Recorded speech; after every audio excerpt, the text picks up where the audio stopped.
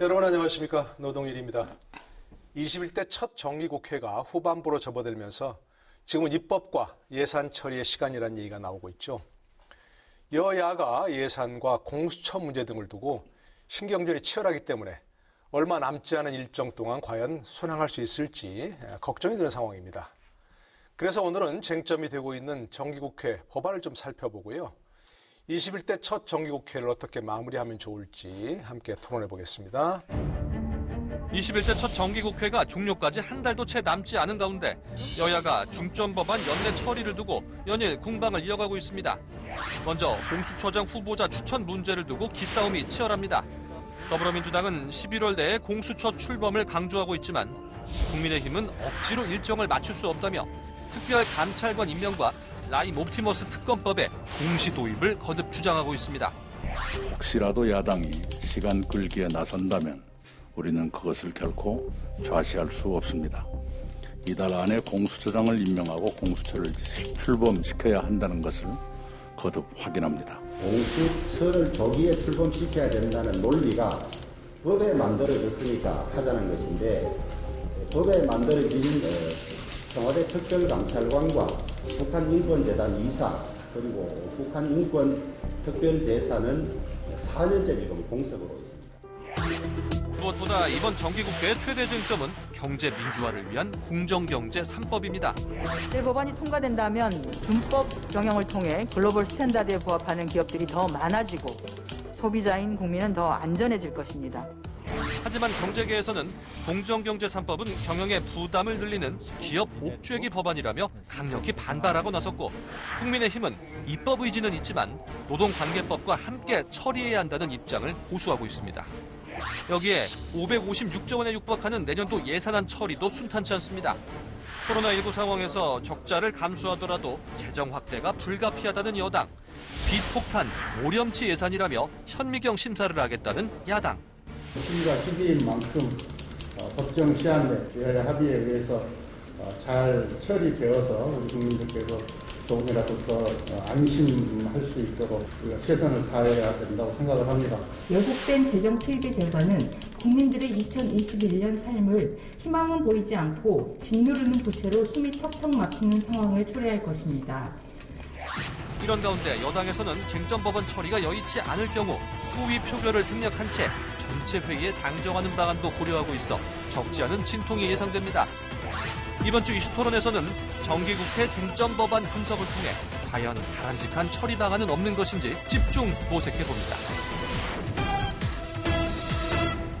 먼저 토론에 참여해주신 두 의원부터 소개해드리겠습니다. 전재수 더불어민주당 의원 나오셨습니다. 네, 반갑습니다. 네, 반갑습니다. 어서 오십시오. 권은희 국민의당 의원 함께하십니다. 안녕하십니까. 네. 자, 우선 두 분 나오셨는데 모두 발언 좀 들어볼까요? 21대 첫 국회, 정기국회 아니겠습니까? 80일 남짓 지났는데 이 80일 기간 어떻게 평가하시는지, 그리고 앞으로 남은 과제가 무엇이라고 생각하시는지 간단하게 모두 발언 좀 듣도록 하겠습니다. 국정감사하시느라고 고생하셨죠? 네, 그것도 좀 말씀해 주시고. 예. 예. 21대 국회 첫 정기국회가 9월 1일부터 시작해서 12월 9일까지 진행이 되는데요. 100일입니다.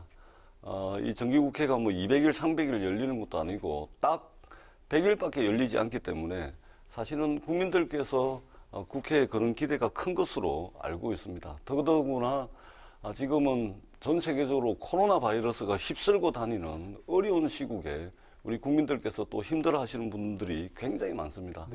이 정기국회가 우리 국민들께 이 손톱만큼이라도 힘이 될 수 있도록 남은 정기국회 일정 저희들이 최선을 다하도록 하겠습니다. 내년도 예산안 심사 열심히 하겠습니다. 법안 심사 성실하게 하겠습니다.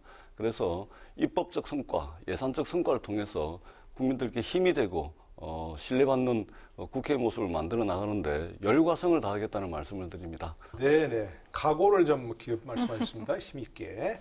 권은희 의원께서도 국회 평가하고 또 남은 과제도 좀 말씀해 주시면요. 네, 국정감사를 진행을 했습니다. 국정감사 기간에는 국회가 행정부를 견제, 감시하는 역할을 충분히 함으로써 국민들의 삶을 보살피는 그러한 역할을 해야 되는데 이번 국정감사에서는 그러한 역할이 아주 미흡하게 진행이 됐습니다. 뭐 여러 가지 이유가 있겠지만은 대표적으로는 국회에서 행정부의 견제 감시를 위해서 필요한 증인, 참고인의 소환과 그리고 자료의 제출, 이 필수적인 이 기능인데 그러한 부분에서 자료 제출에 협조가 되지 않고 그리고 여당의 증인 참고인에 대한 소환, 협의에 소극적인 태도로 국회에서의 국정감사 기능이 크게 제약돼서 운영이 됐습니다. 이런 부분들에 대해서 다시 한번 국민들께 사과의 말씀드리고 이제 남은 입법과 예산의 시간에서는 정말 코로나19에 많이 지쳐있는 국민들에게 조금이나마 위로가 될 수 있는 위안이 될 수 있는 그러한 국회 활동들을 보여드리기 위해서 노력하겠습니다. 네, 도움 말씀 들으니까 더 남은 기간 좀 국민들이 기대를 해도 되겠다는 그런 생각을 해보는데요. 자, 뭐 바로 쟁점으로 들어가죠. 지금 현재 공수처가 지금 11월 내로 출범하느냐가 지금 가장 큰 쟁점이죠. 민주당에서는 11월 내에 지금 출범해야 된다 이런 말씀이고 야당에서는 철저하게 검증해야 된다 이런 말씀을 하고 있는데 지금 어디까지 돼 있고 앞으로 어떤 쟁점이 남아 있는지 좀 말씀해 주시면요. 지금 아마 공수처장 후보 추천을 위해서 지금 여야 또 행정부에서 추천하신 공수처장 추천위원들이 민주당에서는 교황 선출 방식의 형식을 빌리더라도 끝장 토론을 하더라도 공수처장 후보를 추천할 수 있도록 저희들이 최선을 다하고 있습니다. 네. 국민들께서도 잘 아시겠지만 이 공수처 출범의 여야 간 대립과 갈등이 크게 다르셨습니다. 그럼에도 불구하고 저희들이 공수처를 추진할 수밖에 없었던 것은 적게는 국민 50%, 많게는 국민 70%가 공수처 설치에 찬성을 했고 그러한 국민들의 여망을 모아서 추진을 해왔던 것입니다. 네네. 안타깝게도 7월 15일 날 공수처가 출범하도록 법에 명기가 돼 있음에도 불구하고 지금 4달이 지났음에도 불구하고 공수처가 여전히 출범을 못하고 있습니다. 법은 발효가 됐는데도. 그렇습니다. 그래서 저희들은 네. 좀 늦춰지긴 했습니다만 이 공수처가 하루빨리 네. 구성이 돼서 출범을 해서 정말로 이게 국민들께서 바라는 대로 네. 검찰개혁의 소망이 제대로 이루어질 수 있도록 최선을 다하겠습니다. 지금 어떻습니까? 지금 야당에서는 어떤 부분을 좀 문제 삼고 있는 그런 부분인가요? 뭐 철저한 검증을 얘기하고 계시는데. 네, 여당은 그 20대 국회에서 공수처법을 패스트트랙으로 처리했을 때와 지금이 전혀 변하지 않은 모습이라고 느끼고 있는데 지금 국민들께서 바라고 있는 공수처는 정치적 중립성과 독립성 그리고 수사의 전문성이 담보되어 있는 그러한 공수처의 출범을 원하고 계십니다. 그리고 더불어민주당은 공수처의 정치적 중립성과 독립성에 대해서 국민들을 향해서 그리고 야당을 향해서 야당의 비토권이 보장되어 있고 야당의 비토권으로 공수처의 중립성과 독립성은 보장된다라고 국민들께 약속을 드렸습니다.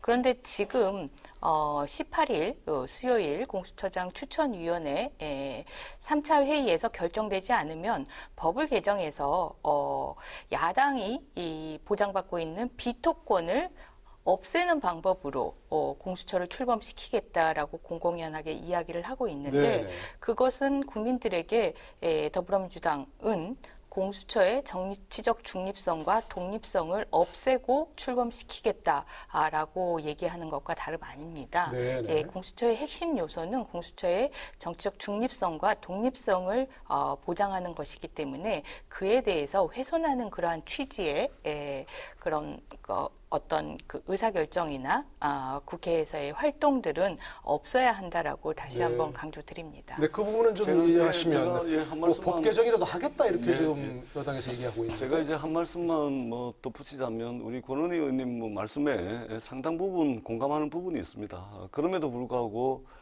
지금 그 공수처장 후보 추천과 관련된 논의가 사실은 이제 며칠 동안 뭐 그럭저럭 잘 되어 왔습니다. 저희들은 곧 공수처장 후보자가 이제 추천이 될 것으로 봤는데 이게 논의 막바지에 국민의힘 추천위원들께서 갑자기 공수처장 후보에 대한 검증 강화를 갑자기 들고 나오셨어요. 그러니까 후보를 한 명이든 두 명이든 세 명이든 좀 압축을 하자라고 이제 논의가 좀 진척이 돼서 두세 명 정도로 압축을 하는 단계에서 갑자기 느닷없이 검증을 하자 이렇게 들고 나온 겁니다. 근데 이 검증은 국회 그 청문 과정에서 검증을 하면 되는 것이고, 그래서 최대한 저희들이 바라보기에는 공수처장 후보 추천위원 추천을 지금 몇 달을 야당에서 늦게 하는 바람에 지금 이것도 굉장히 시간이 늦춰진 거 아니겠습니까? 그런 측면에서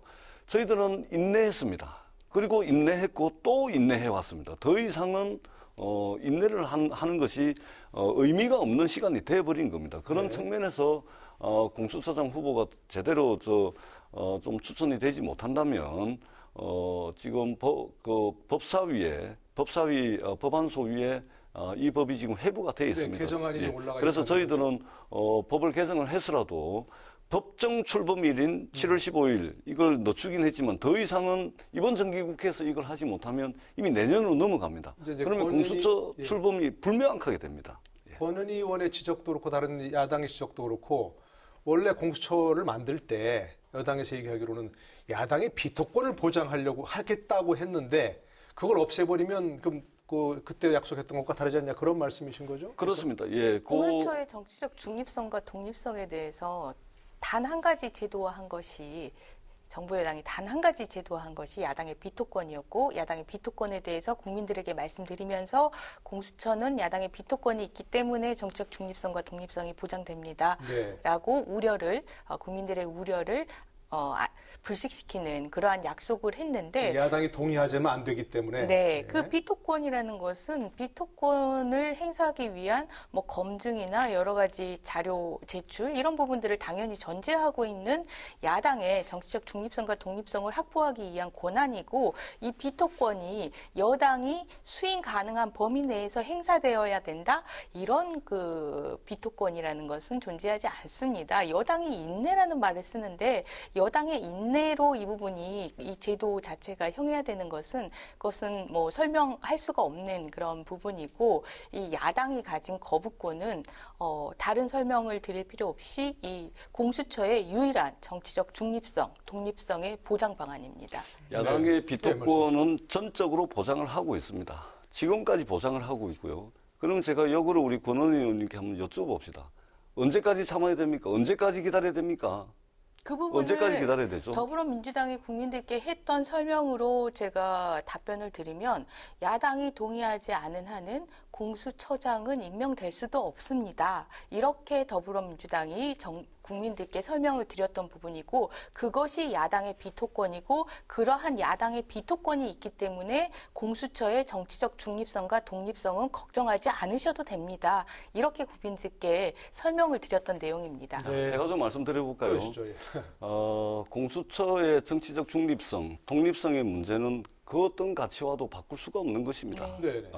검찰을 견제하고 정의로운 검찰을 만들기 위해서 그리고 수십 년 동안 지금 내사권, 수사권, 기소권, 공소유지권까지 가지고 있는 이 어마어마한 어떻게 보면 우리 공동체의 괴물의 모습이 되어 있는 검찰 권력을 분산하고 견제하기 위해서 하는 것인데 얼마나 정치적 독립성, 중립성이 중요하겠습니까? 저희들은 전적으로 보장해왔다는 말씀을 드리고 그럼에도 불구하고 검찰의 중립성을 얼마나, 독립성을 얼마나 보장할 것인가 이러한 논의가 중심이 돼야 되지 비토권을 완전히 배제하고 있다 또는 7월 15일 날 출범을 해야 되는데 못했기 때문에 우리가 빨리 하겠다 이런 부분으로 저희들을 공격을 하면서 말하자면 끝까지 공수처 출범 자체를 막는 모양새가 지금 되고 있기 때문에 저희들이 마지막 카드는 법안을 개정하는 방법밖에 없다라는 말씀을 드린 것이고 이것조차도 저희들은 인내할 겁니다. 끝까지 야당과 대화를 할 겁니다. 그렇게 해서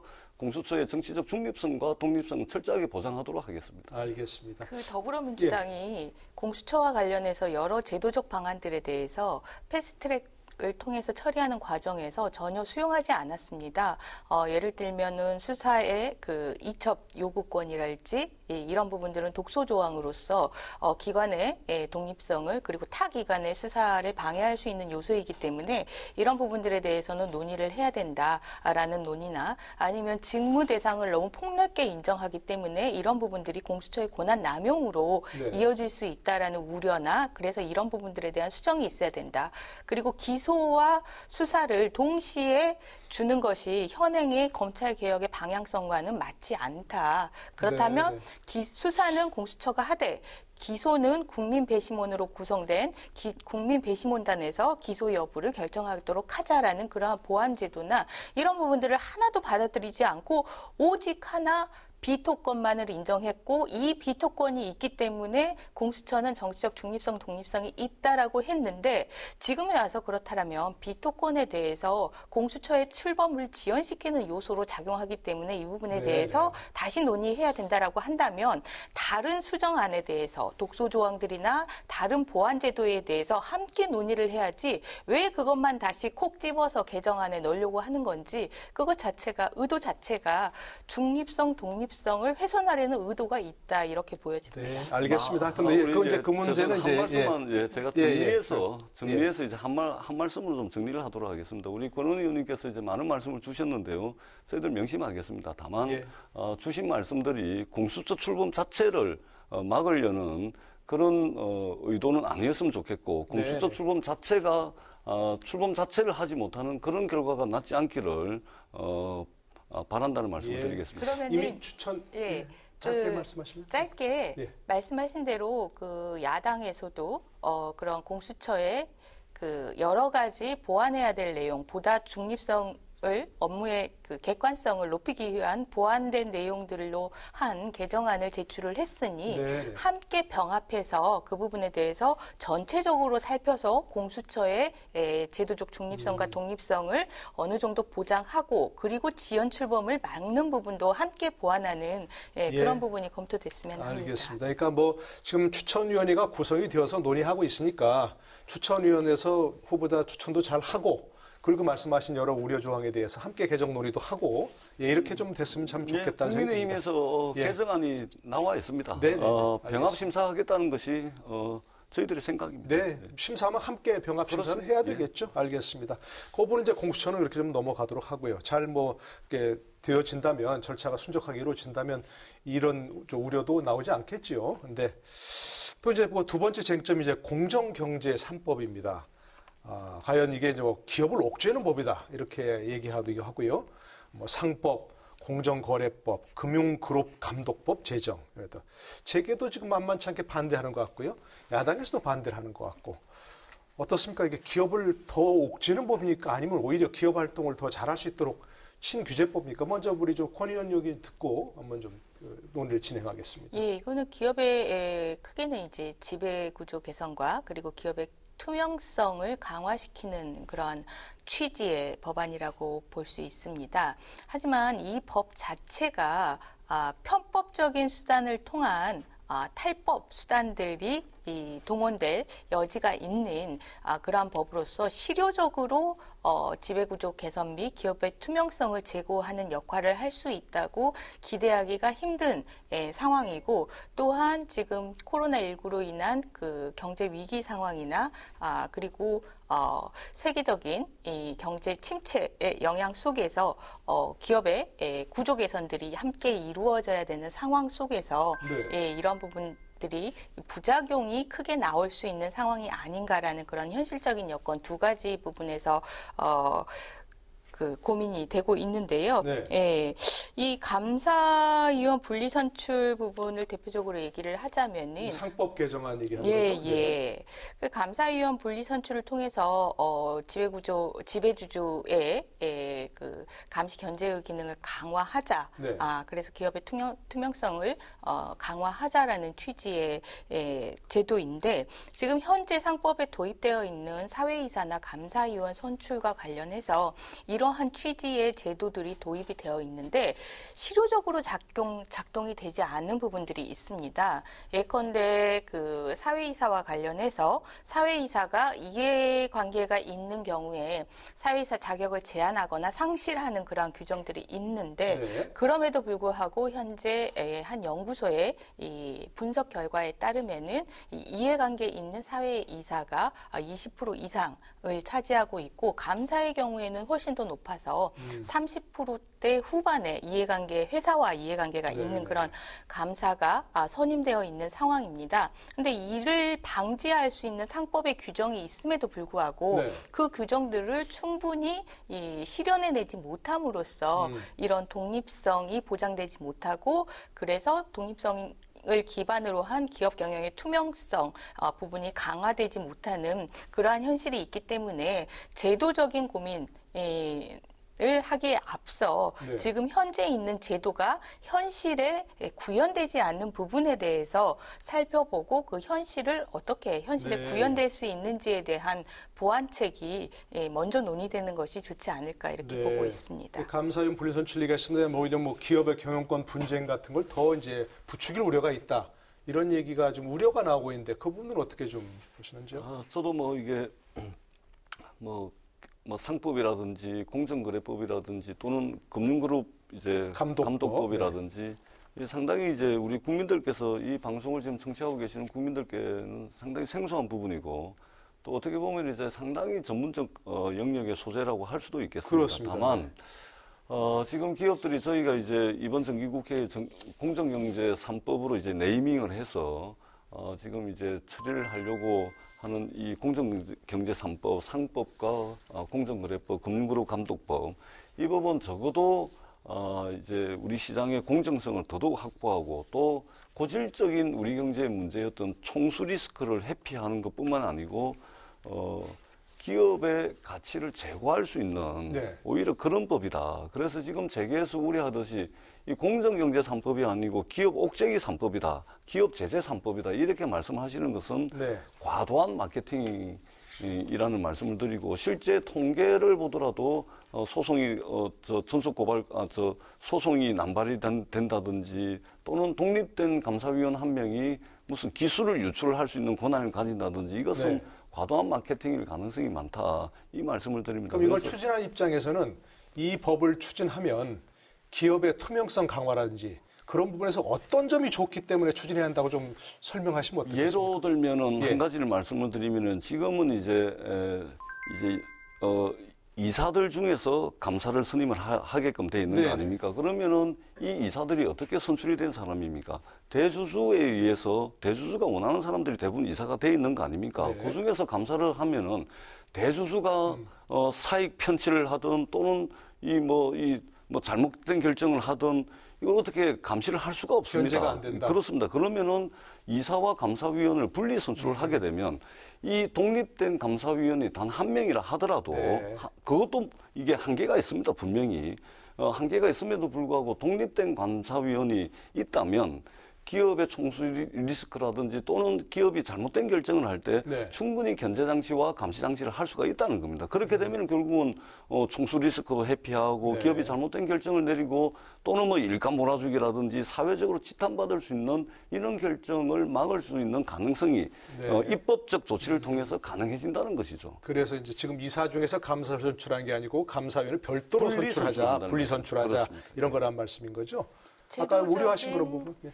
그러한 그 가능성이 높아질 수 있다라는 거는 제도를 그렇게 설계해 놓고 사실은 꿈을 꾸고 있는 것과 같은 상황이라고 생각을 그래요? 합니다. 이 감사위원이나 그 사회이사들 대표적으로 이런 분들이 이러한 견제와 감시 역할을 하고 말씀하신 그런 사회적 책임을 기업에게 일정 부분 요구하는 그런 역할들을 하게 되는데 이분들이 그렇게 하기 위해서는 세 가지가 있어야 됩니다. 독립성이 있어야 되고요. 네. 전문성이 있어야 되고 정보 접근권이 있어야 됩니다. 예. 그런데 지금 독립성에 대한 부분만 가지고 그렇게 제도화를 하자라고 했는데, 독립성이 있다 한들 선출된 분들이 이 전문성이 없거나 그리고 회사의 내부 상황에 대한 정보 접근권이 없으면은 아무리 독립성이 있다 한들 그러한 역할을 해낼 수가 없게 됩니다. 지금 현재 실제 상법에서는 이 감사가 정보를 요구할 수 있도록 하고 있지만, 그것도 대표이사에게 요구할 수 있도록 하고 있고, 대표이사가 이를 거부할 수 있도록 규정이 됐습니다. 정보 접근권을 차단하는 거죠. 이러한 정보 접근권에 대한 그 상법 규정의 개정과 그리고 전문성에 대한, 지금 금융거래와 관련해서는 이러한 전문성에 대한 일정한 자격 요건을 요구하고 있는데, 이 상법이나 자본시장법에 대해서는 이런 전문성에 대한 자격 요건이 없습니다. 전문성에 대한 자격 요건을 개정을 하고, 그리고 독립성과 관련해서는 말씀하신 대로 이미 이 상법에 이 회사와 이해관계가 있었던 사람들, 지금 현재 분석을 해보면 그 회사의 임원이었던 사람들이 다시 들어와가지고 이 사회이사나 감사를 함으로써 독립성을 아주 현저히 훼손시키는 그런 역할들을 하고 있는데, 그런 사람들에 대해서 이미 상법에서는 자격 제한이거나 자격 상실이라고 규정을 하고 있습니다. 그런데 이 부분이 현실적으로 제대로 검증되거나 이게 현실적으로 이 부분은 어떤 프로세스를 통해서 자격 제한과 상실을 정확하게 구현해 낼지에 대한 보완 규정이 없는 겁니다.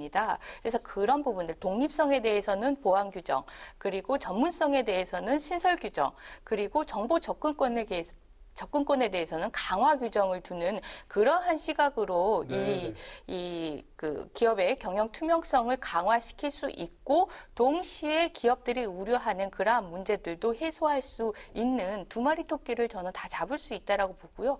이와 관련해서는 좀 더 여당과 논의가 이루어졌으면 합니다. 네, 바로 저런 점을 상임위에서 논의를 해야 되는 거겠죠? 근데 이제 우리 권은희 의원님 말씀에 저 상당 부분 동의를 하는데요. 근데 권은희 의원님 말씀은 통상적인 야당이 주장하고는 거리가 멀습니다. 우리 권은희 의원님 개인의 아마 의견이신 것 같은데. 그러니까 보완점이 더 논의가 돼야 된다는 그렇습니다. 국민의당의 의원 의견이며, 아마 야당에서도 이런 부분들에 대해서 기본적으로 기업의 경영 투명성과 기업의 지배구조 개선이 이루어져야 된다라는 취지에는 동의를 하는데, 이걸 어떤 방식으로 이 부분을 이 취지를 달성하느냐, 이와 관련해서 좀 더 깊이 있는 또 종합적인 논의가 이루어졌으면 좋겠다라는 부분은 아마 야권에서도 동의하는 부분 아닐까 싶습니다. 국민의당은 공정거래 3법에 대한 입장이 어떤 건지는 공식적으로 아마 의견 표명이 없었던 걸로 알고 있고, 사실은 이제 국민의힘이 이제 김종인 비대위원장께서 이 공정경제 3법에 대한 전향적 입장 표명을 하니까 지금 국민의힘에서 난리가 난 거 아닙니까? 처음에 그렇게 얘기하셨죠. 그렇습니다. 지금도 이제 법안 심사를 앞두고 국민의힘을 중심으로 해서 야당의 입장이 정리가 안 된 것 같습니다. 그래서 저희들은 이제 재계의 입장을 최대한 많이 반영을 하기 위해서 얼마 전에도 대한상의와 함께 공동 토론회도 주최를 했고, 기업들이 우려하는 부분들 저희들이 집권 여당의 책임감을 가지고 충분히 우려하는 바들을 해소할 수 있도록, 그러나 과도하게 기업 경영의 자율성이라든지 이런 부분들, 과도하게 마케팅하는 부분들도 우리 재계에서 좀 삼가해 주십사 하는 부탁의 말씀도 아울러서 드리도록 하겠습니다.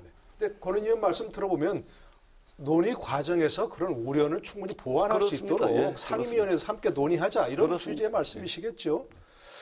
근데 좀 궁금한 게 좀 다른 얘기입니다만, 부동산 3법, 임대차 3법, 공정거래 3법 해갖고 꼭 3법씩 합니까? 이게 어떻게 하다 보니까 된 겁니까? 일부러 이렇게 만든 겁니까?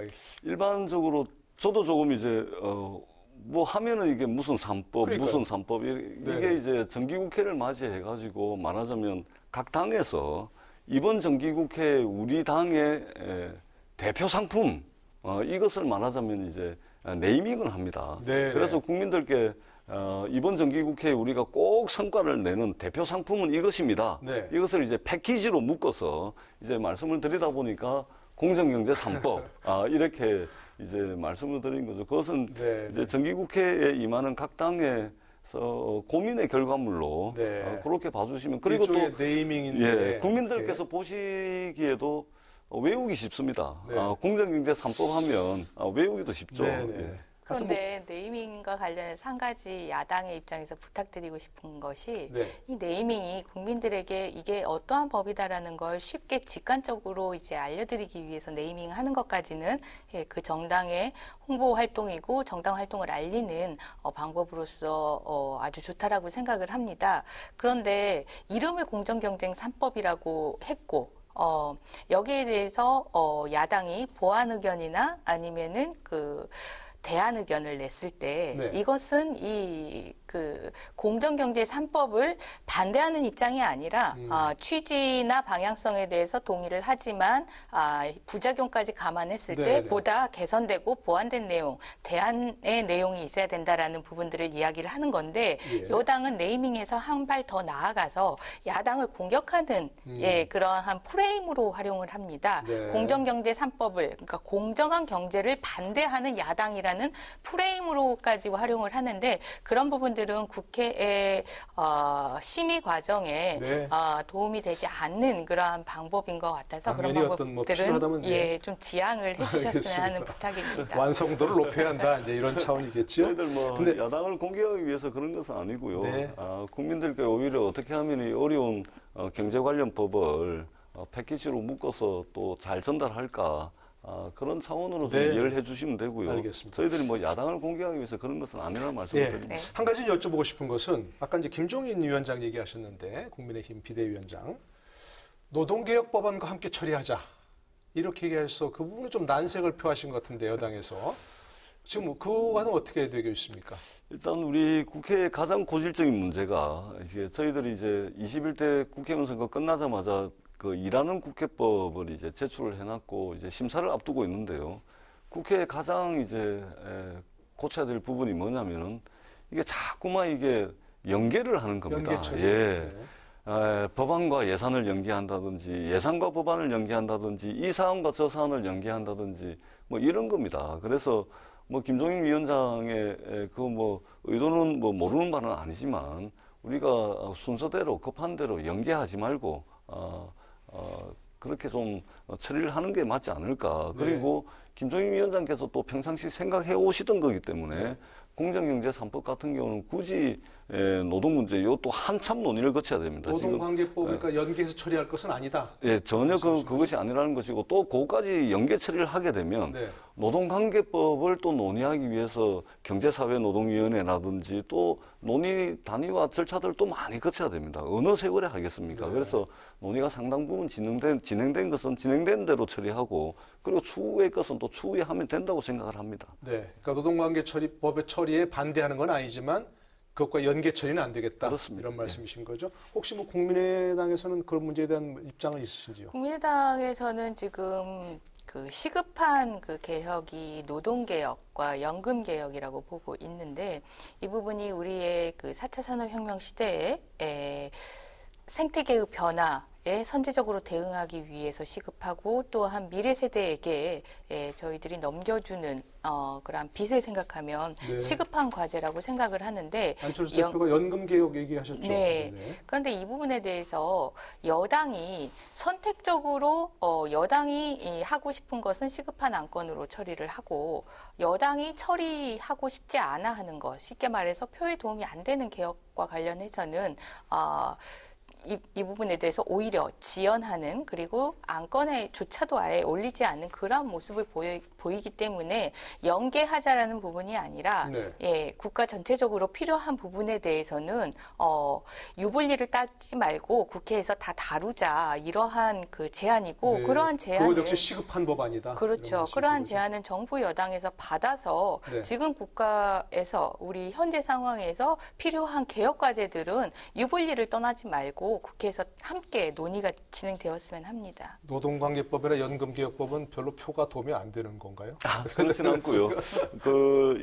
예를 들면 이런 거 있습니다. 저희가 지금 일하는 국회법을 제출해놓고 곧 이제 논의가 시작이 될 텐데 거기에 보면은 선입 선출이라는 규정이 있습니다. 우리 조금 전에 권 의원님 말씀과 딱 부합하는 건데 선입 선출 규정이 뭐냐면은 이게 국회가 맨날 이게 쟁점 또 연계를 하다 보니까 정작 국회 의안가를 통해서 접수된 법안들이 다 넘버가 매겨져 가지고 번호가 매겨져 가지고 순서대로 다 접수가 되고 있거든요. 그런데 이게 쟁점 법안 빼고 나머지 법안들은 발의가 됐음에도 불구하고 21대 국회 끝날 때까지 먼지만 뒤집어 쓰고 있다가 자동 폐기가 됩니다. 그래서 선입 선출 이거를 이제 일하는 국회법이 통과되면 법안이 국회에 접수된 순서대로 심사를 하게 됩니다. 그러면 법이 먼지만 뒤집어 쓰고 있다가 완전히 관심 없이 있다가 국회가 21대 국회가 종료되면 자동 폐기되는 것이 아니고 모든 법이 접수되는 순서대로 심사를 다 거치게 되는 것이죠.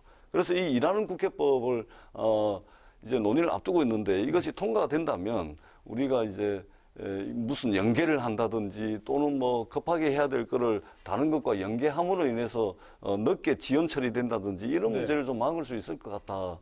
그런 생각도 해봅니다. 이른바 일하는 국회법에서 야당은 좀 반대하고 있는 부분은 어떤 건가요, 그러면?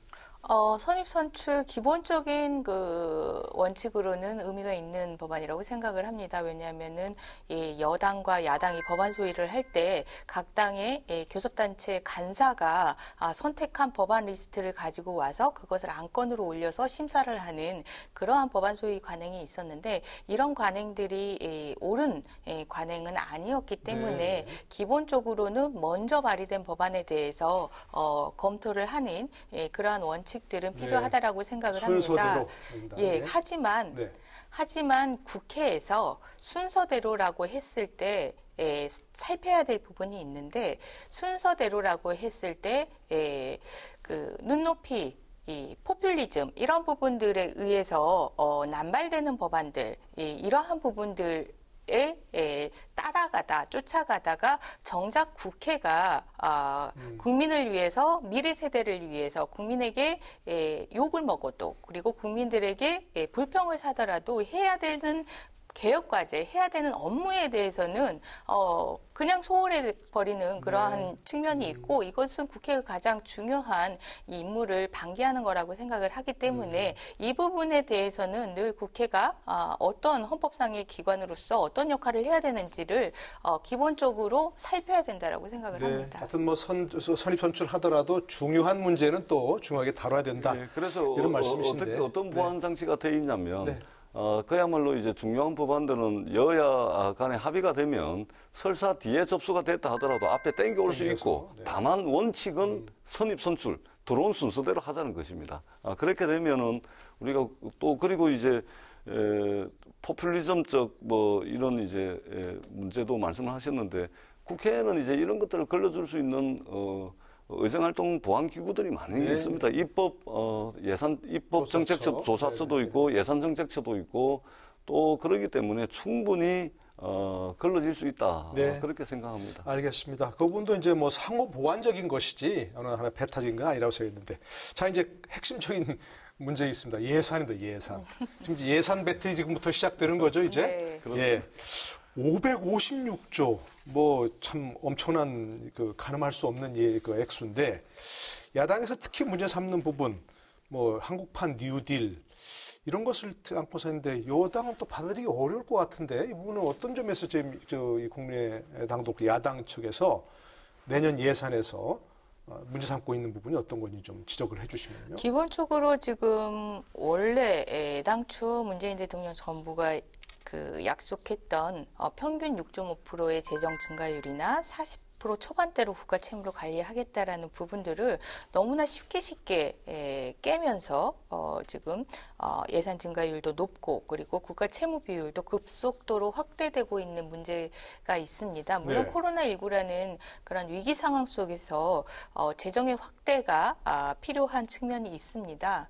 재정의 확대가 필요하다라면 그렇다면 이 재정 사업의 성과와 효율성은 더욱 철저히 분석을 해서 이 확대된 재정이 효율적이고 성과 있는 사업에 반영이 되어서 이 어려운 경제 위기 상황에 극복될 수 있는 그러한 그 재정 사업이 진행이 되어야 되는데 말씀하신 대로 대표적으로 그 뉴딜 사업과 관련해서는 지금 내년에 21조 가량의 예산이 편성이 되어 있는데 사업 자체에 대해서 여전히 모호한 상황이고 사업의 지금 그 실제 실무 운영을 하고 있는 산업은행조차 이 부분에 대해서 뭐라고 구체적인 계획을 제시하지 못하는 상황이고 이야기는 그렇게 합니다. 답변은 이 부분은 어차피 민간에서 진행되는 영역이기 때문에 그 부분에 대해서 구체적으로 답변을 줄 수 없다라고 합니다. 아니, 민간에서 진행되는 영역이면 재정이 이렇게 막대하게 들어가야 되는 그 이유에 대해서 그 근거에 대해서 설명을 해주시든지 아니면 경제 위기이기 때문에 또 우리 한국의 체질을 바꾸기 위해서 산업의 체질을 바꾸기 위해서 재정을 투입해야 되겠다라고 얘기를 하면 재정이 투입된 만큼 국회에 구체적인 어느 정도 계략적인 설명과 이 부분에 대해서 어느 정도 그 사업의 그 효율적인 부분으로 집행이 될 것인지 예측할 수 있게 하는 그러한 자료들은 제출을 해야 되는데 뭐 근거도 없고 그리고 계략적인 계획도 없고 그냥 묻지도 따지지도 말고 정부가 편성한 이 뉴딜과 관련된 예산은 단 한 푼도 삭감하지 않겠다라는 자세로 임하고 있는데요. 그런데 김태년 원내대표는 오히려 이 부분에 대해서 야당이 묻지마 삭감을 주장한다라고 하고 있는데 네, 야당의 핵심적인 주장은 그겁니다. 지금 계략적인 그 계획을 좀 제시를 해달라. 그래서 예측 가능하게 좀 해달라라는 부분이고, 그래서 재정을 우리가 투입하는 부분들에 대해서 하는 것이 그것이 국회 심의이니까 국회 심의를 할 수 있게 해달라라는 부분이고, 그리고 또한 기존의 이 금융위원회에서 여러 가지 펀드 조성을 했는데 그 펀드가 지금 실제 운용이 되지 않아서 막대한 금액이 투자 여력이 남아 있는데 이 부분을 먼저 활용하거나 이 부분에 대한 어떤 계획이 없이 또 다른 형식의 이러한 국가에서 실제적으로는 관제펀드라고 저희는 부르고 있는데요. 관제펀드를 이렇게 묻지도 않고 따지지도 않고 만드는 것은 그건 국회 심의 과정에서 용납하기 힘든 것이다 이렇게 보고 있습니다. 알겠습니다. 거기까지 듣고요. 우리 전 의원님의 좀 반론을 좀 들어야겠습니다. 우리 권은희 의원님께서 이제 555조 8천억에 달하는 내년도 이 슈퍼 예산 뭐 꼼꼼히 들여다보신 것 같습니다. 그런데 아주 디테일한 문제를 가지고 이야기를 하자면 뭐 한도 끝도 없는 것이죠. 그렇기 때문에 내년도 편성된 555조 8천억에 대해서 제가 이제 간단하게 좀 말씀을 드리면은 200년 전에 우리가 패스트가 있었습니다. 100년 전에 스페인 독감이 있었죠. 그리고 지금 저희가 이제 전 세계를 코로나19 바이러스가 휩쓸고 다니고 있습니다. 이 시대가 코로나 이전과 이후가 완전히 변할 거라고 이야기를 하고 있지 않겠습니까? 그래서 기본적으로 내년도 정부 예산 편성의 기본 원칙이 우리가 이 코로나를 극복을 하고 이 무너진 민생을 일으켜 세우고, 말하자면 우리 경제가 그동안 코로나 이전에는 선진국을 따라가고 모방하고 따라 배우는 추격형 경제였다면 이제는 기왕에 변해될 거면은 우리가 이제 선도형 경제로 과감하게 체질 개선을 하자. 이러한 예산 편성의 대원칙을 가지고 555조 8천억이 편성이 됐다는 말씀을 드리고요. 우리 국민들께서 이제 관심이 있으실 텐데, 예를 들면은 복지 일자리는 전년 대비 10.7%, 19조 4천억 정도가 정액이 됐고요. R&D 예산도 중요하죠. 12.3%. 그 다음에 국방 예산 같은 경우도 2조 7천억, 5.5%가 늘었고, 환경이라든지 SOC도 두 자릿수자 이상의 예산을, 많이 편성했다는 말씀을 드리고, 그리고 이것을 통해서 저희들이, 빠르고 강한 경제 회복을 이뤄내고, 그리고 미래 성장 동력도 여전히 확보하면서 국민들의 안전, 그게 삶의 질을 개선시키는 이러한 예산으로 소중하게 쓰여질 것으로 저희들은 기대를 하고 있습니다. 다만 주호영 원내대표께서 대통령께서 국회 내년도 예산안 시정연설을 하시자 마시자 어떤 말씀을 하시냐면 한국판 뉴딜 예산 50% 삭감하겠다. 아니, 삭감하는 건 좋습니다. 야당의 본연의 역할이죠.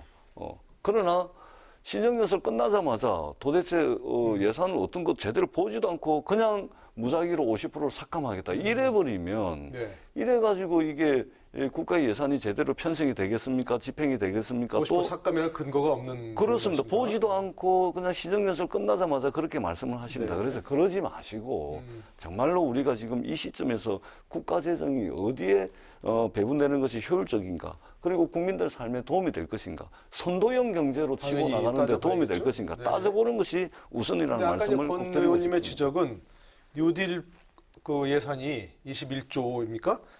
기본적인 근거도 계획도 없이 제출됐다 이런데 그 부분은 어떻게 좀 그렇지가 반론하시겠습니까? 않습니다. 우리 권은희 의원님께서도 저와 같은 이제 정무위 소속이시죠. 계신데 이제 질의 산업은행장을 대상으로 질의하는 것도 제가 들었는데요. 산업은행이 출자하는 것이 한 6천억 정도 되는데 네. 야당에서는 지금 이 6천억의 뉴딜 펀드를 30% 정도 한 2천억 정도로 삭감을 해야 되겠다 해서 정무위원회 예산안이 아직도 상임위를 통과하지 못하고 대부분의 상임위는 오히려 정부에서 제출한 예산보다 무려 11조 원을 정액을 해가지고 지금 예결위로 다 넘겨놨는데 그렇습니다. 우리 정무위만 지금 산업은행 출자하는 6천억을 합의를 못해가지고 네. 30% 삭감을 해야 되겠답니다. 그런데 이건 뭐냐면 산업은행이 이것을 지금 디테일하게 할 수가 없는 게 뭐냐면은 어느 기업이 부실화될지 모릅니다.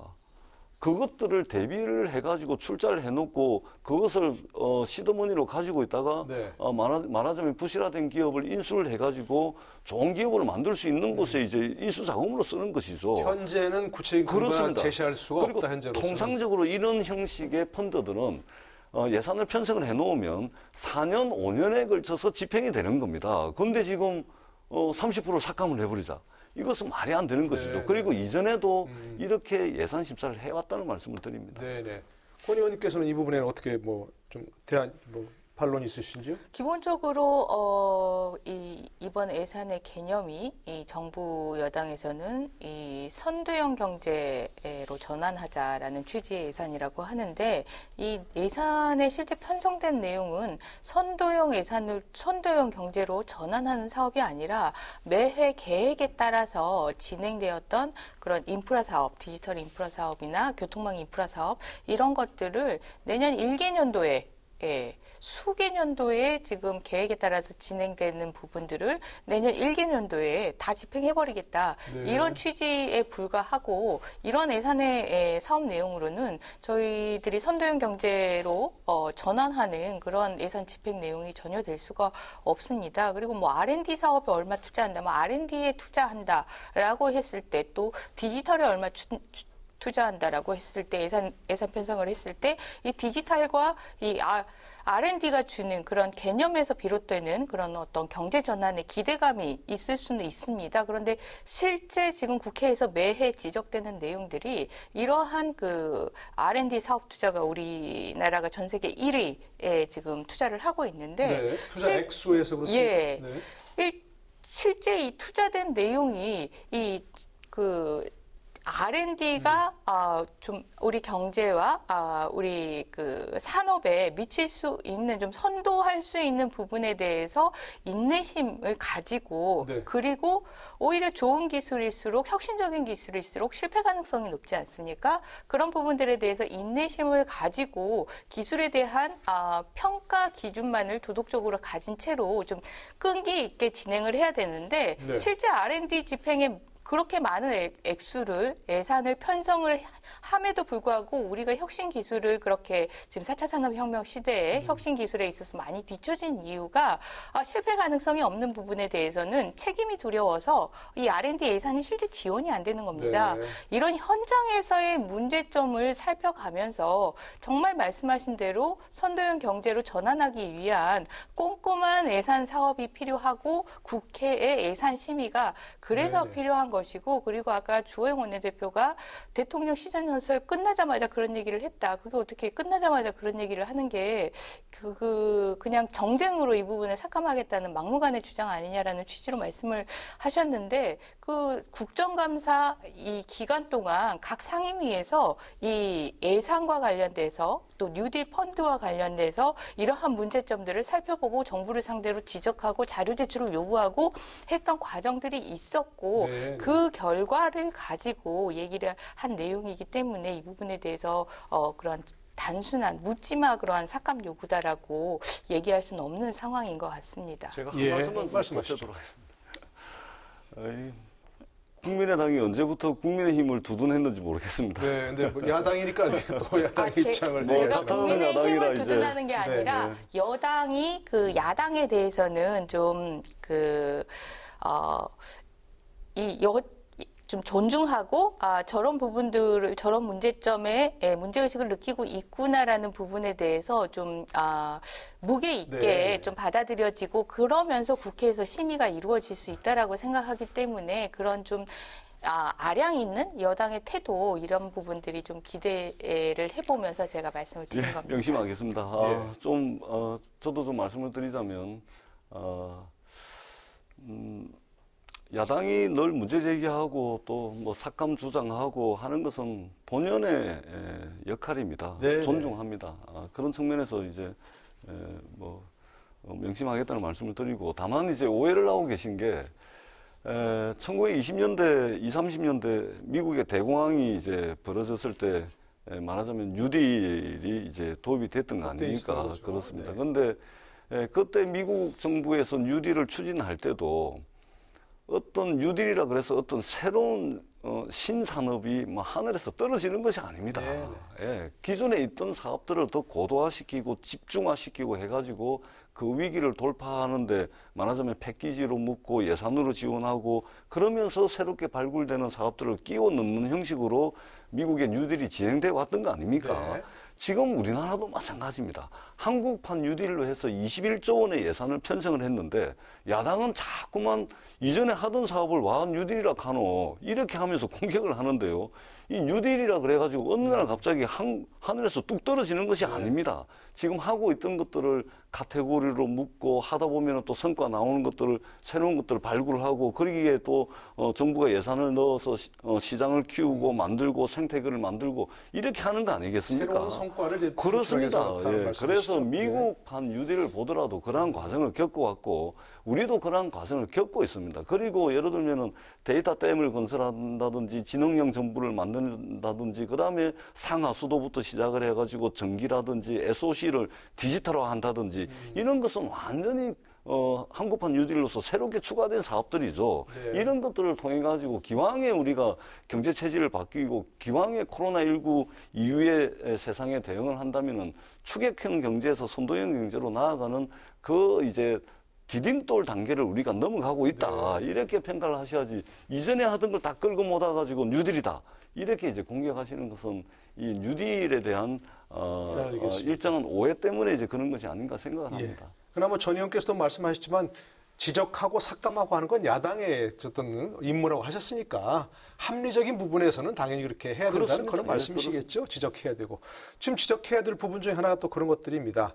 지금 코로나 비상 상황을 이제 좀 감안하더라도 적자가 너무 이렇게 심한 거 아니냐. 좀 내년에도 89조 7천억 원 규모 적자 국채를 발행해야 제한을 마련할 수 있다는 건데 재정 건전성 문제에 대한 지적 좀 나오고 있는데 어떻게 지금 생각하시는지 야당에서는? 네, 재정의 건정성만을 저희들이 주장할 수 있는 그런 상황은 아니라고 봅니다. 말씀드렸다시피 이 코로나19로 인해서 그 전부터 저성장으로 인한 또 정부 정책의 여러 가지 급격한 최저임금 인상이나 그다음에 소득주도 성장 뭐 이러한 정부 정책의 실패로 사실 경제 구조의 침체가 온 상황에서 코로나19까지 덮치면서 더욱 급격한 이 민생의 침체 현상이 일어나고 있는 상황입니다. 그러게요. 예, 이런 민생의 침체 현상에서 재정의 건전성만을 주장할 수는 없고 재정의 확장적인 재정의 역할에 대해서 분명히 필요하다라고 인식을 하고 확장적인 재정이 어느 정도 필요하다라고 동의를 합니다. 하지만 제가 말씀드렸다시피 이 상황이 이렇게 어렵기 때문에 어쩔 수 없이 확장적으로 재정을 운용해서 일정 부분 역할을 해야 되는 상황이라면 이 확장적인 재정의 사업을 또 꼼꼼히 따져서 이 성과와 효율성을 분명히 짚어내야 되는 부분인데 지난해 또 올해 여러 번 추경 편성을 했지만 추경의 집행률 를 따져도 그렇고 추경에 들어가 있는 사업들도 그렇고 이 시급하지 않는 본예산에 의해서 처리될 수도 있는 사항을 추경해서 시급하게 아주 급한 상황이다 해서 올리고 결국은 뭐 집행률은 떨어지고 뭐 이런 부분들이 너무 지금 그 재정을 방만하게 운용하고 있는 부분이 여러 요소에서 지금 보이기 때문에 그 부분에 대해서 정부 여당은 정말 심각하게 성찰을 해야 되지 않나 이 부분을 요구를 하고 싶습니다. 교수님께서도 말씀하시겠습니다. 우리 교수님께서 뭐 그렇게 물으신다면 네. 그럼 언제 나라와 정부가 적자국채 발행을 합니까? 저는 바로 이 시점이라고 생각을 합니다. 비상시국이니까 그렇습니다. 말씀이신가요? 네. 미국만 예로 들어도 제가 통계 수치가 확실한지는 모르겠습니다만은 코로나 이후에 지금 2,000조 이상의 말하자면 긴급 재정을 운영을 하고 있는 거 아닙니까? 이미 네. 시장에 투입을 한 거 아니겠습니까? 우리가 정부가 정부가 이 역할을 해야 될 때는 나서야 됩니다. 그 시점이 80조가 넘는 적자 국채를 발행을 해서 확장적 재정 정책을 쓰고 있긴 하지만 바로 이 타이밍이 바로 정부가 이 제대로 해야 될 역할이다. 이 말씀을 이제 드리고 그다음에 IMF라든지 IBRD라든지 WB라든지 이런 국제 금융기관들이 한국 정부에 대해서 일관되게 요구하는 것이 있습니다. 네. 아니 당신들 정부가 말이야 재정 건전성이 그렇게 건전한데 아니 왜 확장적 재정 정책, 적극적 재정 정책을 모색하고 하지 않느냐? 끊임없이 국제금융기관들이 기구들이 한국 정부에 요구를 해왔던 사항입니다. 그렇습니다. 네. 그렇기 때문에 조금 좀 과해 보이더라도 이 시점이야말로 정부가 나서서 이 위기를 극복하는 그 마중물이 되는 역할을 해야 된다. 이런 측면에서 확장적 재정 정책, 적자 국채 발행의 문제는 충분히 이해하고 넘어갈 만하다. 이렇게 판단을 합니다. 외국의 알겠습니다. 금융기관들이 이 한 가지 지표나 경제적인 지표만 보고 이렇게 얘기하는 것을 가지고 우리 한국의 책임 있는 정치 지도자들이 이를 인용해서 괜찮다 이렇게 얘기하는 것은 저는 너무 무책임한 발상이라고 생각합니다. 우리 한국 사회에 살고 있으면서 저희들이 참으로 심각하게 느끼는 게 저출산 양극화, 고령화의 속도 아니겠습니까? 알겠습니다. 이게 지금 전 세계적으로 1위인데 이런 국가의 그 한국 사회의 이 인구 구조의 변화를 고려를 한다라면 그러한 단순한 지표를 가지고 괜찮다라고 위안을 삼기에는 상당히 위험한 상황이고 정치 지도자라면 보다 책임 있는 그런 시각을 가지고 접근을 해야 된다고 생각합니다. 죄송합니다. 짧게 말씀하시면 그 IMF라든지 WB, IBRD는 금융시장에서 이윤을 추구하는 금융기관들이 아닙니다. 전 세계적인 어떤 금융위기라든지 이런 것들을 선제적으로 감독도 하고 조언도 하는 그런 기구라는 말씀을 드리고요. 그럼에도 불구하고 대한민국의 국가 채무 비율은 상당히 건강하다. 걱정 안 하셔도 된다. 이 말씀을 끝으로 드리도록 하겠습니다. 알겠습니다. 뭐 재정은 동원하는 게 필수적이지만 필요하지만 방만해서는 안 된다. 이것도 뭐 주의를 기울여야 되겠죠. 알겠습니다. 자, 뭐 아직도 하실 말씀이 많이 있긴 한데 벌써 마무리 발언을 들어야 할 시간이 됐습니다. 자, 남은 정기국회 잘 마무리하기 위해서 어떻게 해야 되겠다. 각오도 말씀하시고 다른 분들에게도 좀 말씀하시는 그런 시간입니다. 30초씩만 좀 부탁드릴까요? 우선 권 의원님부터. 네, 그 남은 정기국회 마무리가 잘 되기 위해서는 국회의 기능과 역할이 정상화가 돼야 된다라고 생각을 합니다. 국회에서 활발하게 심의를 벌이고 토론하고 그리고 협의해서 합의해서 처리하는 그러한 그 기능과 역할이 정상화되어야지 국회가 우리 국가에게 꼭 필요한 일들을 해낼 수 있다라고 생각을 하고 국가에게 필요한 개혁이라면 시급한 개혁으로서 국회에서 책임감을 가지고 다룰 줄 아는 그런 국회의 역할을 다 해야 된다고 생각합니다. 예, 알겠습니다. 전재수 의원님께서도 마무리 발언 부탁드립니다. 이제 정기국회가 얼마 남지가 않았습니다. 21대 국회 첫 정기국회에 저희들이 열심히 일해서 입법 예산적 성과를 반드시 내도록 하겠습니다. 그리고 이 국회가 또는 정치가 국민들께 희망은 되지 못할지언정 최소한의 위로는 될 수 있도록 열과성을 다해서 노력하겠다는 말씀을 드립니다. 내년도 558조 8천억에 달하는 예산 심사 잘 하겠습니다. 산더미처럼 쌓여있는 민생 법안들 저희들 열심히 심사하겠습니다.